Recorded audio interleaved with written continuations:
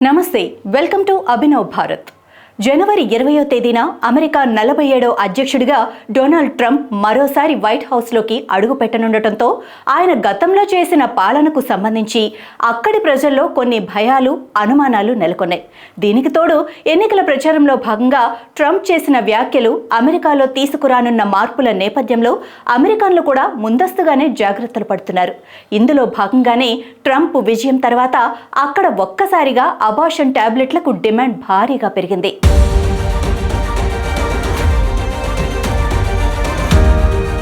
America అధ్యక్ష ఎన్నికల్లో Donald Trump విజయం సాధించడంతో ఆయన అధికారంలోకి వచ్చిన తరువాత మహిళలకు ఉన్న అబార్షన్ హక్కులను తొలగిస్తాడన్న వదంతులు, ఊహాగానాలు ప్రస్తుతం అమెరికాలో వెల్లువెత్తుతున్నాయి.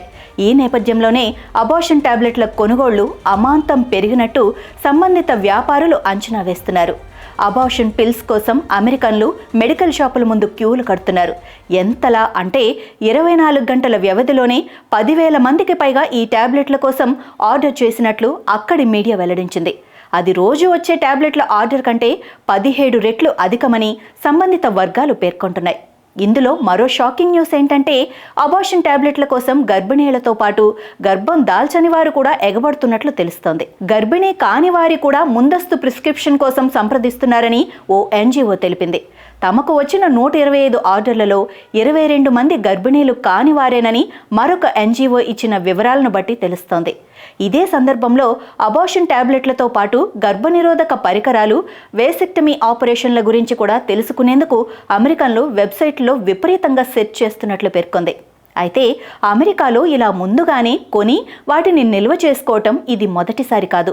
2022 మే నెలలో కూడా అబార్షన్కు వ్యతిరేకంగా చట్టం తీసుకొస్తారన్న ప్రచారం జోరుగా సాగింది. అప్పుడు కూడా అబార్షన్ టాబ్లెట్ల డిమాండ్ 10 రెట్లు పెరిగినట్లు స్థానికులు వెల్లడించారు.